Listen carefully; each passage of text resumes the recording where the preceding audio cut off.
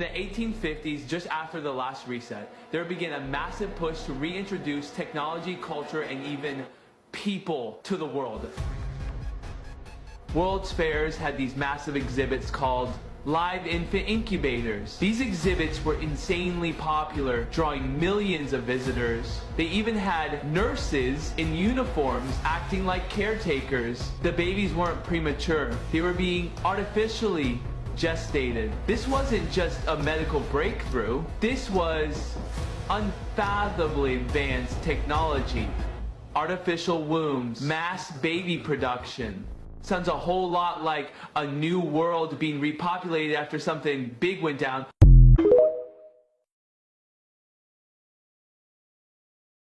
What if I told you Cabbage Patch Kids weren't just dolls, but part of a psychological operation to start a new world with no history? Think about it. Why do you adopt them instead of buying them? Why do they come with official birth certificates? And why did parents in the 1980s lose their minds fighting over them? Now, the origins of Cabbage Patch Kids go way deeper than toy shelves. Ever hear of the orphan trains? Baby incubators, massive numbers of children, many just infants, were mysteriously shipped across the US and beyond. No birth records, no names, just appearing out of nowhere and handed to new families. Where did they come from? Officially, they were abandoned or given up. But millions? Some believe the adoptions weren't always legal. Others believe these kids weren't even naturally born. That's where the World's Fairs come in. These weren't just technology expos. They had entire exhibits of babies in incubators. They called it a medical breakthrough, but these weren't premature infants. They were being artificially gestated, artificial wombs, mass baby production. And guess what? The live infant incubator exhibits were among the most popular attractions, drawing millions.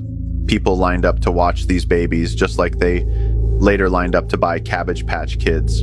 And here's where it all connects. Cabbage Patch Kids weren't just a toy fad, they were conditioning. They took the orphan trains, the incubator babies, the idea of children with no origins, and rebranded it as something innocent and fun. Instead of questioning the past, people were trained to see mass baby distribution as normal. Even the branding is suspicious. Why do these dolls grow from a cabbage patch? Why do they just appear from the ground? That's not how babies are born, but it is how foundlings were treated in the past. So what were they really normalizing? Was it just a clever marketing gimmick, or were they covering their tracks? The remnants of an evil beginning for a new nation with no history, built on the destruction of an old empire that held the technology to free us from enslavement. I'm going to go ahead and say this is just a joke for entertainment purposes. What if I told you that in our not-so-distant past, babies were created and incubated en masse? This happened and was showcased as attractions at the World Fairs and even in New York's Coney Island. Can you even imagine carnival attractions where people paid to watch babies growing in incubators? Where were the parents? What happened to all of the babies? Well, have you heard of the orphan trains?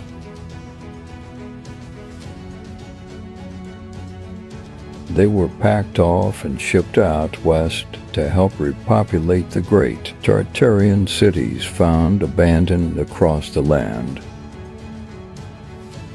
They were sent to humongous orphanages, and the people were able to get orphans to work their farms and factories.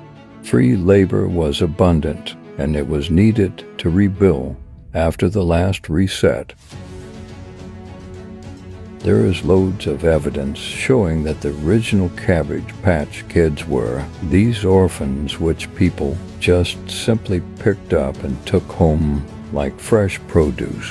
Many children were basically indentured servants and were subjected to lifelong slave labor and sexual abuse. Everything they taught you is a lie. America was covered with empty Tartarian cities, left to rot after the Great Reset, and those that followed grew a few millions babies to repopulate and rebuild. They dug out those cities and started over. Research Tartaria and ask questions. Suspend your disbelief. Like, follow, and share. I'm just gonna make this video because I've been so busy. I'm sorry, y'all. But okay, so I was told like back in the day that there was like this influx of a whole bunch of palm colored kids that came out of nowhere, and they didn't have parents, but they were assigned or given a family to take care of them, and they was dropped off or given to these people with a birth certificate.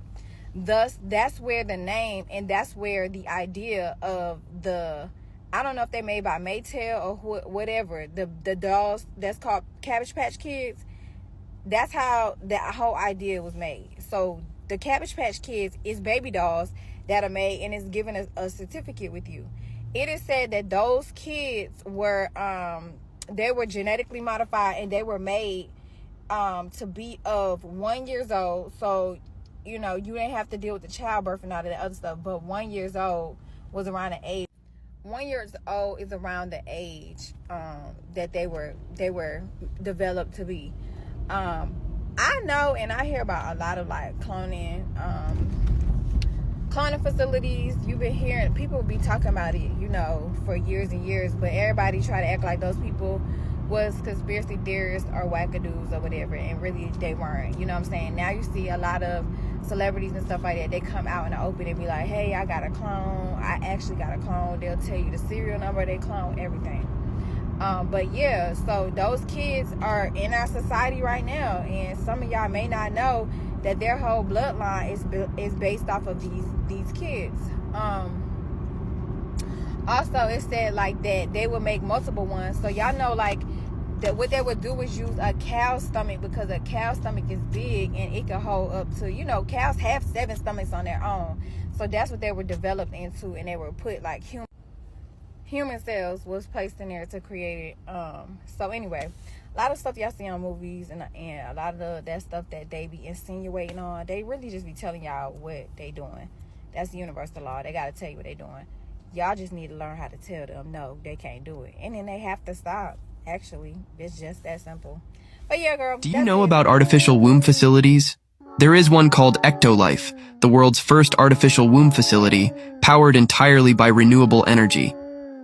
Ectolife allows infertile couples to conceive a baby and become the true biological parents of their own offspring. It's offering a solution for women who had their uterus surgically removed due to cancer or other complications, promising premature births and C-sections to be a thing of the past. They are giving a solution to countries that are suffering from severe population decline. They advertise that their facilities have 75 highly equipped labs, each lab accommodating up to 400 growth pods or artificial wombs. Every pod is designed to replicate the exact conditions that exist inside the mother's uterus. A single facility can incubate up to 30,000 lab-grown babies per year. The pods are equipped with a screen that displays real-time data on the developmental progress of your baby. This data is sent directly to your phone so you can track your baby's health. This app also provides you with a high-resolution live view of your baby's development. A special section in the app allows you to watch a time-lapse of your baby's growth. Would you use an artificial womb facility? Let us know in the comments. A lot of people ask me why their grandparents or great-grandparents never talked about the reset. Why don't they remember anything about it? Well, let me try to explain it. First, there were the Cabbage Patch babies. Now, these weren't just toys, you see. They became a symbol of something much bigger, a massive repopulation effort after the reset. These babies, they weren't born the usual way. They were produced almost mechanically in large numbers and distributed through a cold, efficient system. Strange, isn't it? Brings to mind ideas like cloning, doesn't it? And maybe that's why today you see so many folks who just seem to go with the flow. No questions, no thinking. Did you know they say nearly half the population doesn't even have an internal monologue? Imagine that, living life with a quiet mind, just following along. Those babies, those orphan trains, they were shipped off along with abandoned children who had survived the reset, taken from their families, sent to faraway lands. Many ended up in America. And when they got there, they were given a new story, the official version of history. No elders left to tell them the truth. Nobody to remember how things used to be. It made them easier to control, you see, easier to accept the new narrative.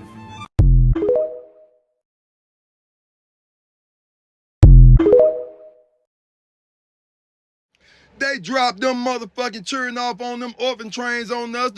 We became they motherfucking babysitters and teachers. The scientists couldn't teach these crazy bitches nothing. They was made 1 year old in a fucking hour. Tell me I'm lying.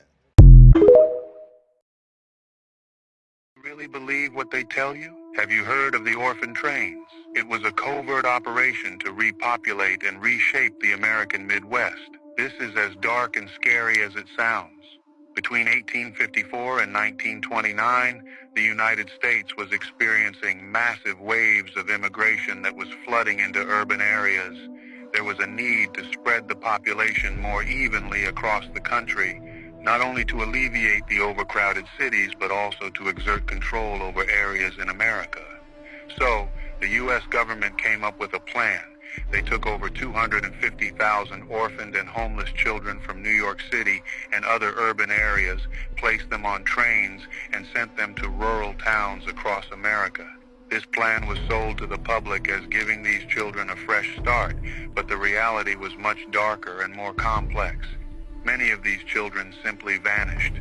Over 100,000 children disappeared as soon as they stepped onto those trains. Was this just a result of poor record keeping, or is there a more sinister story behind these missing children?